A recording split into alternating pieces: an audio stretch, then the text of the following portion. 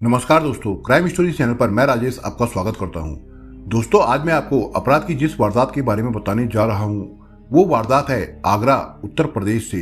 तो चलिए दोस्तों, इस वारदात के बारे में हम लोग विस्तार से जानते हैं। 19 अगस्त की बात है।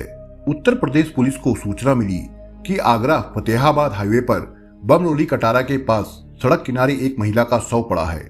ये जगह थाना डोकी के क्षेत्र में था। कंट्रोल रूम से सूचना मिलते ही थाना डोकी की पुलिस मौके पर पहुंच गई। मृतका लोअर और टी शर्ट पहने थी। पास ही उसके स्पोर्ट्स शूज पड़े हुए थे। चेहरे मोहरे से वो सबरान परिवार की पढ़ी लिखी लग रही थी, लेकिन उसके कपड़ों में या आसपास कोई ऐसी चीज नहीं मिली जिससे उसकी शिनाख्त हो पाती। युवती की उम्र 25-26 साल लग रही थी। पुलिस ने शव को उलट पुलट कर देखा। जाहिर तौर पर उसके सिर के पीछे चोट के निशान थे। एक दो जख्म से भी नजर आए। युवती के हाथ में टूटे हुए बाल थे। हाथ के नाखूनों में भी स्किन फंसी हुई थी। साफ तौर पर नजर आ रहा था कि मामला हत्या का है, लेकिन हत्या से पहले युवती ने कातिल से अपनी जान बचाने के लिए काफी संघर्ष किया था। मौके पर शव की शिनाख्त नहीं हो सकी तो डोकी पुलिस ने जरूरी जांच पड़ताल के बाद युवती के शव को पोस्टमार्टम के लिए MM इलाके के पोस्टमार्टम हाउस भेज दिया। डोकी थाना पुलिस युवती की शिनाख्त के प्रयास में जुट गई। उसी दिन सुबह करीब 9:30 बजे दिल्ली के शिवपुरी पार्ट 2 में दिनपुर नजफगढ़ निवासी डॉक्टर मोहिंदर गौतम आगरा के MM गेट पुलिस थाने पहुंचे। उन्होंने अपनी बहन डॉक्टर योगिता गौतम के अपहरण की आशंका जताई और डॉक्टर विवेक तिवारी पर शक व्यक्त करते हुए पुलिस को एक तहरीर दी। डॉक्टर मोहिंदर ने पुलिस को बताया कि डॉक्टर योगिता आगरा के SN मेडिकल कॉलेज से पोस्ट ग्रेजुएशन कर रही है। वो नूरी गेट में गोकुलचंद पेठे वाले के मकान में किराए पर रहती है। कल शाम यानी 18 अगस्त की शाम करीब 4:15 बजे डॉक्टर योगिता ने दिल्ली में घर पर फोन करके कहा था कि डॉक्टर विवेक तिवारी उसे बहुत परेशान कर रहा है। उसने डॉक्टरी की डिग्री कैंसिल कराने की धमकी दी है। फोन पर डॉक्टर योगिता काफी घबराई हुई थी और रो रही थी। पुलिस ने डॉक्टर मोहिंदर से डॉक्टर विवेक तिवारी के बारे में पूछा कि वो कौन है। डॉक्टर मोहिंदर ने बताया कि डॉक्टर योगिता ने 2009 में मुरादाबाद के तीर्थकर महावीर मेडिकल कॉलेज में प्रवेश लिया था। मेडिकल कॉलेज में पढ़ाई के दौरान योगिता की जान पहचान 1 साल सीनियर डॉक्टर विवेक से हुई थी। डॉक्टरी करने के बाद विवेक को सरकारी नौकरी मिल गई। वो अब यूपी में जालौन के उरई में मेडिकल ऑफिसर के पद पर तैनात है। डॉक्टर विवेक के पिता विष्णु तिवारी पुलिस में ऑफिसर थे, जो कुछ साल पहले CO के पद से रिटायर हो गए थे। करीब 2 साल पहले हार्ट अटैक से उनकी मौत हो गई थी। डॉक्टर मोहिंदर ने पुलिस को बताया कि डॉक्टर विवेक डॉक्टर योगिता से शादी करना चाहता था। इसके लिए वो उस पर लगातार दबाव बना रहा था, जबकि डॉक्टर योगिता ने इनकार कर दिया था। इस बात को लेकर दोनों के बीच काफी दिनों से झगड़ा चल रहा था। विवेक योगिता को धमका रहा था। पुलिस ने योगिता के अपहरण की आशंका का कारण पूछा तो मोहिंदर ने बताया कि 18 अगस्त की शाम योगिता का घबराहट भरा फोन आने के बाद मैं, मेरी मां आशा गौतम और पिता अम्बेश गौतम तुरंत दिल्ली से आगरा के लिए रवाना हो गए। हम रात में ही आगरा पहुंच गए थे। आगरा में हम योगिता के किराए वाले मकान पर पहुंचे तो वो वहां नहीं मिली। उसका फोन भी रिसीव नहीं हो रहा था। डॉक्टर मोहिंदर ने आगे बताया कि योगिता के नहीं मिलने और मोबाइल पर भी संपर्क नहीं होने पर हमने CCTV फुटेज देखी। इसमें नजर आया कि योगिता 18 अगस्त की शाम 7:30 बजे घर से अकेली बाहर निकली थी। बाहर निकलते ही उसे टाटा नेक्सॉन कार में सवार युवक ने खींचकर अंदर डाल लिया। डॉक्टर मोहिंदर ने आरोप लगाया कि सारी बातें बताने के बाद भी पुलिस ने ना तो योगिता को तलाशने का प्रयास किया और ना ही डॉक्टर विवेक का पता लगाने की कोशिश की। पुलिस ने डॉक्टर मोहिंदर से अभी इंतजार करने को कहा। जब 2-3 घंटे तक पुलिस ने कुछ नहीं किया तो मोहिंदर आगरा में ही SN मेडिकल कॉलेज पहुंचे। वहां विभाग के अध्यक्ष से मिलकर उन्हें अपना परिचय देकर बताया कि उनकी बहन डॉक्टर योगिता लापता है। उन्होंने भी पुलिस के पास जाने की सलाह दी। थक हार कर डॉक्टर मोहिंदर वापस MM गेट पुलिस थाने आ गए और हाथ जोड़कर पुलिस से कार्रवाई करने की गुहार लगाई। शाम को एक सिपाही ने उन्हें बताया कि एक अज्ञात युवती का शव मिला है जो पोस्टमार्टम हाउस में रखा है, उसे भी जाकर देख लो। मन में कई तरह की आशंकाएं लिए डॉक्टर मोहिंदर पोस्टमार्टम हाउस पहुंचे। शव देखकर उनकी आंखों से आंसू बहने लगे। शव उनकी बहन डॉक्टर योगिता का ही था। मां आशा गौतम और पिता अम्बेश गौतम भी नाजों से पाली बेटी का शव देखकर बिलक बिलक कर रो पड़े। शव की शिनाख्त होने के बाद ये मामला हाई प्रोफाइल हो गया। महिला डॉक्टर की हत्या और इसमें पुलिस अधिकारी के डॉक्टर बेटे का हाथ होने की संभावना का पता चलने पर पुलिस ने कुछ गंभीरता दिखाई और भागदौड़ शुरू की। आगरा पुलिस ने जालौन पुलिस को सूचना देकर उरई में तैनात medical officer doctor Vivek Tiwari को तलाशने को कहा। जालौन पुलिस ने सूचना मिलने के 2 घंटे बाद ही 19 अगस्त की रात करीब 8 बजे डॉक्टर विवेक को हिरासत में ले लिया।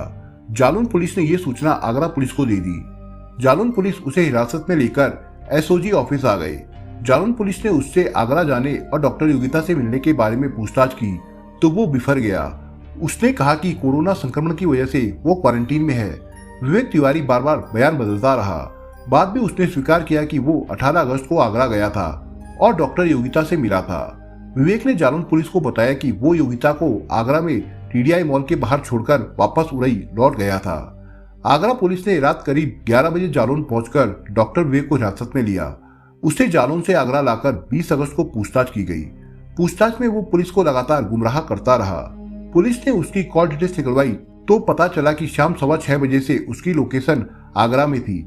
डॉक्टर योगिता से उसकी शाम 7:30 बजे आखिरी बात हुई थी। इसके बाद रात 12:15 बजे विवेक की लोकेशन उड़ई की आई। कुछ शक्ति दिखाने और कई सबूत सामने रखने के बाद उससे पूछताछ की गई। आखिरकार उसने डॉक्टर योगिता की हत्या करने की बात स्वीकार कर ली। बाद में पुलिस ने उसे न्यायिक अभिरक्षा में जेल भेज दिया। पुलिस ने 20 अगस्त को डॉक्टरों के मेडिकल बोर्ड से डॉक्टर योगिता के शव का पोस्टमार्टम कराया। पोस्टमार्टम रिपोर्ट के अनुसार डॉक्टर योगिता के शरीर से 3 गोलियां निकली। एक गोली सिर, दूसरी कंधे और तीसरी सीने में मिली। योगिता पर चाकू से भी हमला किया गया था।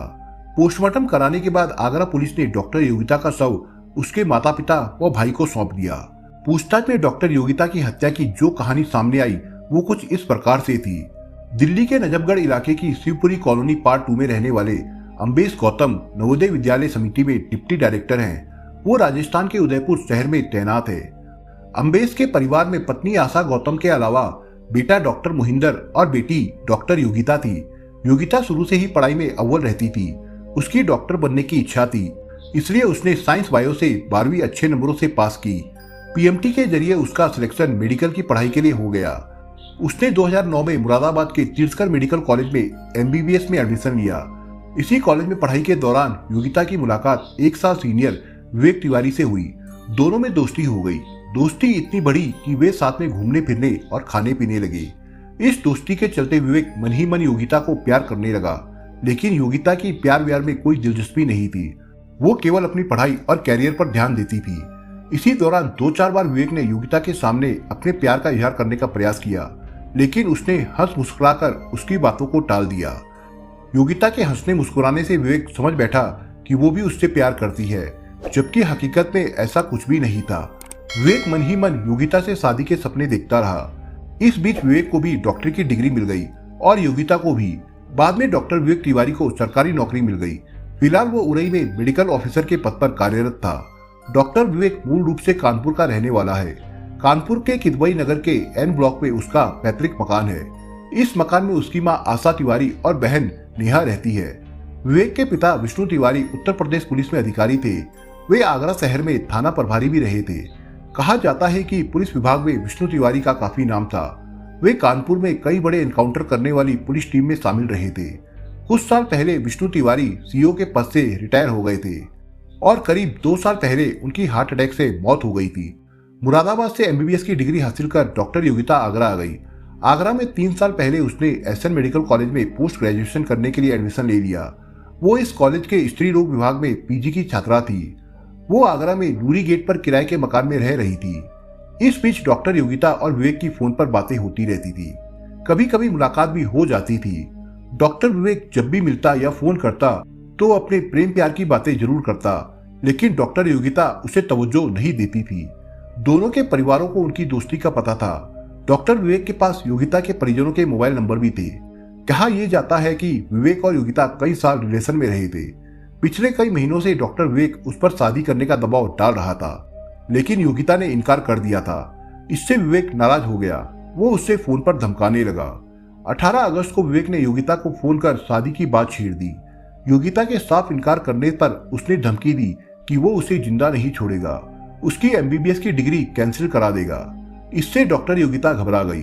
उसने दिल्ली में अपनी मां को फोन करके रोते हुए ये बात बताई।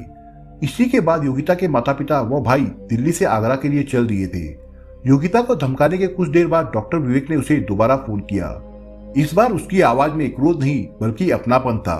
उसने कहा कि भले ही वो उससे शादी ना करे, लेकिन इतने सालों की दोस्ती के नाम पर उससे एक बार मिल तो ले। काफी नानुकुर के बाद डॉक्टर योगिता ने आखिरी बार मिलने की हामी भर ली। उसी दिन शाम करीब 7:30 बजे डॉक्टर विवेक ने योगिता को फोन करके कहा कि वो आगरा आया है और नूरी गेट पर खड़ा है, घर से बाहर आ जाओ, आखिरी मुलाकात कर लेते हैं। योगिता बिना सोचे समझे, बिना किसी को बताए घर से अकेली निकल गई। यही उसकी आखिरी गलती थी। घर से बाहर निकलते ही नूरी गेट पर टाटा नेक्सॉन कार में सवार विवेक ने उसे कार का गेट खोलकर आवाज दी और तेजी से कार के अंदर खींच लिया। रास्ते में डॉक्टर विवेक ने योगिता से फिर शादी का राग छेड़ दिया तो चलती कार में ही दोनों में बहस होने लगी। डॉक्टर विवेक उससे हाथापाई करने लगा। इसी हाथापाई में योगिता ने अपने हाथ के नाखूनों से विवेक के बाल खींचे और चमड़ी नोची तो गुस्साए विवेक ने उसका गला दबा दिया। डॉक्टर विवेक योगिता को कार में लेकर फतेहाबाद हाईवे पर निकल गया। एक जगह रुककर उसने अपनी कार में रखा चाकू निकाला। चाकू से योगिता के सिर और चेहरे पर कई वार किए। इतने पर भी विवेक का गुस्सा शांत नहीं हुआ तो उसने योगिता के सिर, कंधे और छाती में 3 गोलियां मारी। ये रात करीब 8 बजे की घटना है। इसके बाद योगिता के शव को बमरोली कटारा इलाके में सड़क किनारे एक खेत में फेंक दिया। पिस्तौल भी रास्ते में फेंक दी। रात में ही वो उरई पहुंच गया। रात को ही वो उरई से कानपुर गया और अपनी कार घर पर छोड़ आया। दूसरे दिन वो वापस उरई आ गया। बाद में पुलिस ने कानपुर में डॉक्टर विवेक के घर से वो कार बरामद कर ली। ये कार 2 साल पहले खरीदी गई थी। कार में खून से सना वो चाकू भी बरामद हो गया जिससे हमला कर योगिता की जान ली गई थी। डॉक्टर योगिता गौतम का नाम कोरोना संक्रमण काल में यूपी की पहली कोविड डिलीवरी करने के लिए भी दर्ज है। सिरफिरे डॉक्टर आसिक के हाथों जान गंवाने से 5 दिन पहले ही 13 अगस्त को डॉक्टर योगिता का पीजी का रिजल्ट आया था जिसमें वो पास हो गई थी। पीजी कर योगिता विशेषज्ञ डॉक्टर बन गई थी, लेकिन वक्त को कुछ और ही मंजूर था। लोगों की जान बचाने वाली डॉक्टर योगिता की उसके आशिक ने ही जान ले ली। घटना वाले दिन भी वो दोपहर 3 बजे तक अस्पताल में अपनी ड्यूटी पर थी। डॉक्टर योगिता की मौत पर आगरा के एसएन मेडिकल कॉलेज में कैंडल जलाकर योगिता को श्रद्धांजलि दी गई। बहरहाल डॉक्टर विवेक ने एक तरफा प्यार की सनक में योगिता की हत्या कर दी। उसकी इस जघन्य करतूत ने योगिता के परिवार को खून के आंसू बहाने पर मजबूर कर दिया, वहीं खुद का जीवन भी बर्बाद कर लिया। डॉक्टर लोगों की जान बचाने वाला होता है, लोग उसे सबसे ऊंचा दर्जा देते हैं, लेकिन यहाँ तो डॉक्टर ही हैवान बन गया। दूसरों की जान बचाने वाले ने साथी डॉक्टर की ही जान ले ली।